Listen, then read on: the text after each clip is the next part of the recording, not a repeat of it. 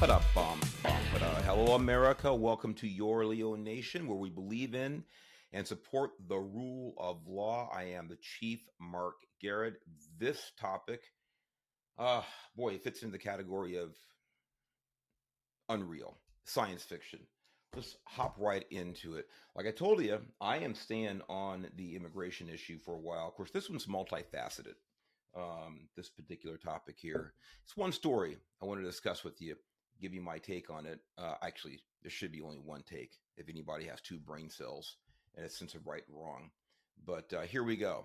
They've heard about this. By the way, I grabbed this one from the Times of India.com just for fun. It's probably an AP story. I don't know. But anyway, all over the place. Women's murder in Illinois, judge sets Mexican illegal free. ICE arrest him back. Yeah, you heard that right. So here we go.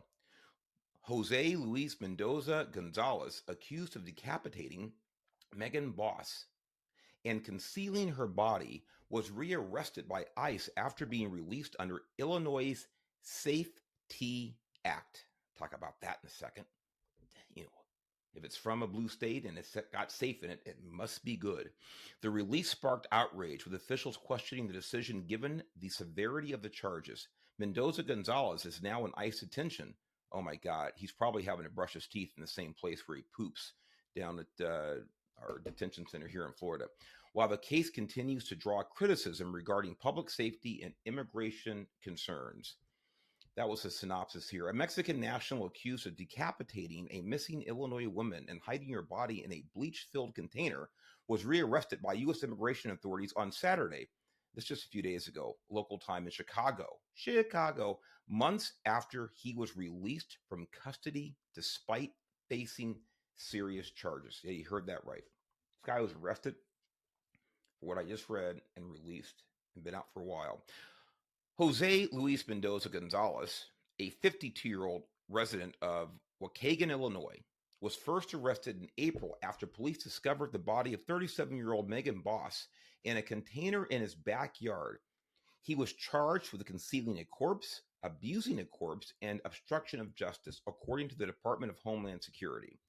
However, shortly after his first court appearance, Lake County Judge Randy Bruno, and Randy's a chick, although when you look at her image, that's probably up for debate. But anyway, released Mendoza Gonzalez under the provisions of Illinois' Safety, Accountability, Fairness, and Equity Today Act. Can you couldn't make this stuff up. I'm going to say it again. The Safety, Accountability, Fairness, and Equity Today Act. Safety. By the way, what's one of its major provisions? The Safety Act is to gut cash bail. You know what? A while back, we had Los Angeles County Assistant DA John McKinney on, good friend of mine. And John really drilled down deep about the history and purpose and effectiveness, and by the way, and true equality of the bail system, the cash bail system, why it's actually a very, very fair system. But anyway, one of the main provisions, and there are a lot in there, is to gut the bail. So no cash bail in Illinois. Now, there's some exceptions there. Now, one of the exceptions of offenses, one is murder, one's attempted murder, and you have all of these other exceptions, and I think the judge still has discretion. But it is interesting that, and we'll get into it a little bit here, that this person is found in a barrel full of bleach, decapitated, and he's only charged with the concealing and the abuse of a corpse. And that's it. So let me continue here. The decision drew sharp criticism from public officials who questioned the release of someone accused of such a heinous crime. You know, I like to do this. I mean, that's a no kidding right there, that statement. Ask yourself this. Just ask yourself this. How many people in your circle, in your universe, can you even possibly conceive of committing an offense like this? That's what I always do. I'm thinking, okay, how weird is this? Do I know anybody who I would suspect, and hopefully you would say no. Now, again, you may have some casual acquaintances you can't help but being in contact with from time to time. But I'm talking about people you purposely associate with. Think about that. Geez, does this person, that guy, that gal have the capability to do something like this? And hopefully the answer is no, you shouldn't be associating with someone like that. So think about how heinous this is, how out there this is. This brings back, horrible visions of Jeffrey Dahmer to me. Now, again, apparently this guy wasn't, well, I don't know. I don't know if he was eating the corpse or not. But storing a body, by the way, for 51 days that we know of in a barrel full of bleach, that's creepy enough. So on Saturday, Mendoza Gonzalez was taken back into custody by Immigration and Customs Enforcement agents at a market in Chicago. Oh my God, at a market in Chicago? Oh my God, they raided a market, a public place, to get this guy into custody.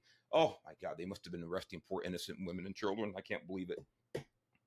Anyway, I say that because that's exactly what happened in the suburbs of Los Angeles several weeks ago when they went to that Home Depot. They didn't go into Home Depot look for everybody who didn't look like they were from Sweden. They went into that Home Depot because they had warrants specifically for people who worked there. That's why they went to that Home Depot. They went to this market because they were looking for this creep specifically in a public place.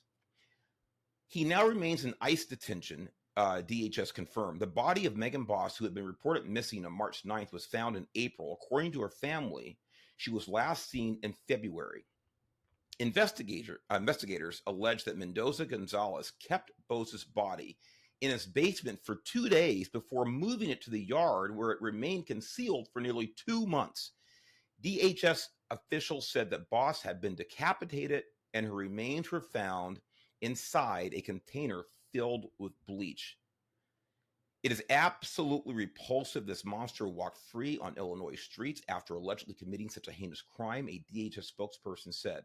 Megan Boss and her family will have justice, as reported by Fox News. Oh my God, I hope so, because as far as I know, this guy, other than being here illegally, which is good enough, he can be obviously deported. But other than that, I don't know of any federal crime that he committed, which means he's going to be at the whim of where? Illinois. They may give him a blue ribbon and send him off on his own recognizance. Who knows? And I'm only halfway joking here. So the DHS spokesperson is saying that this poor woman's family is going to receive justice. That may be a tall order for that person to guarantee to the family, given the state in which this crime occurred.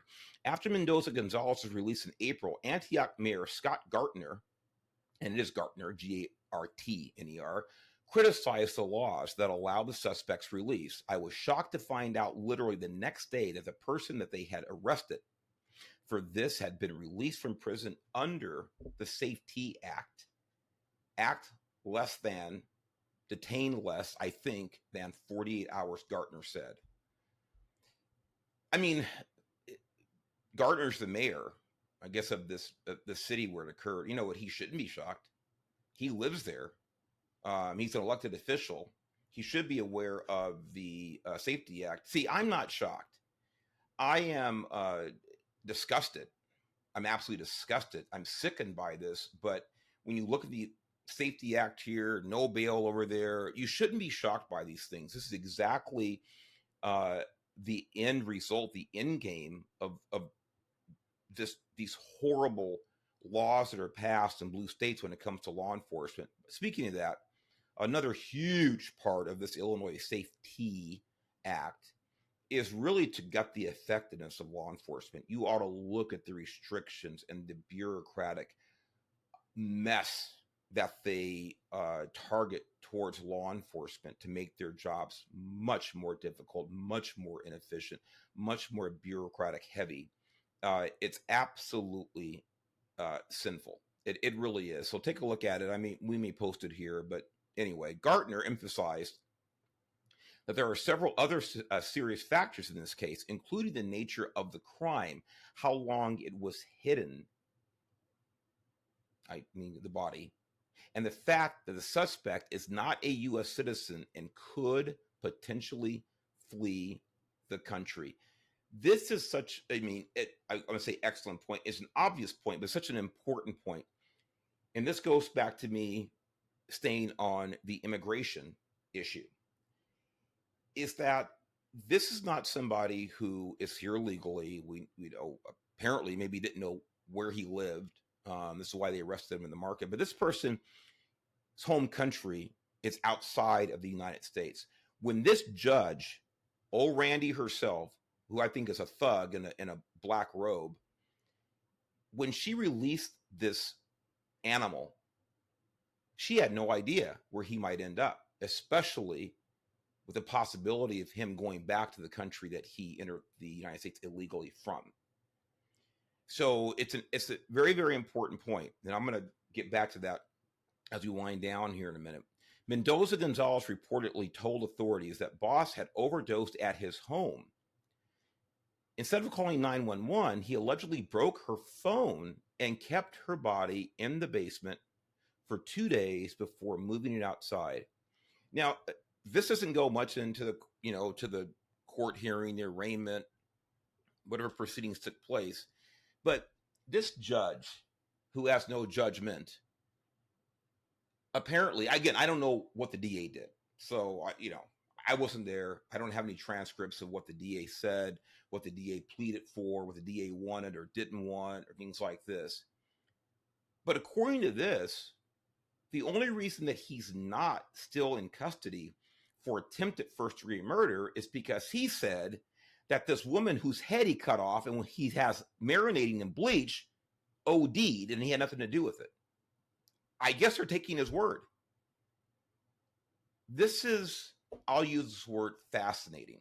Like I said, you shouldn't be shocked by this stuff if you look at some of these pieces of legislation from various states.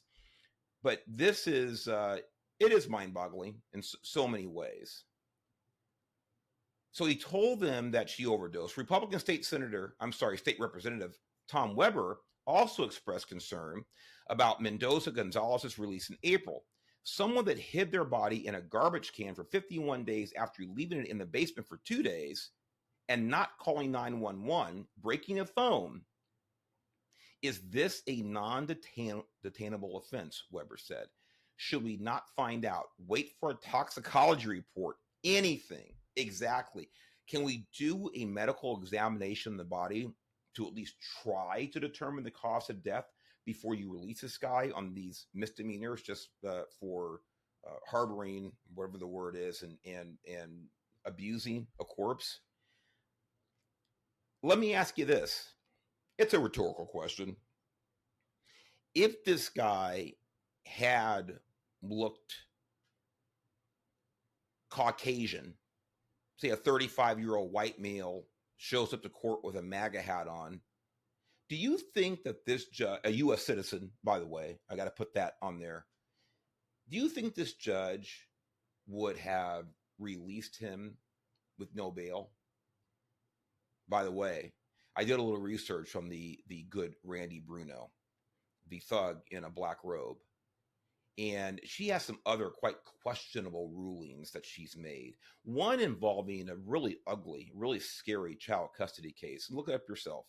But just look her up. Randy Bruno, child custody case. Tell me what you think about her quote-unquote judgment.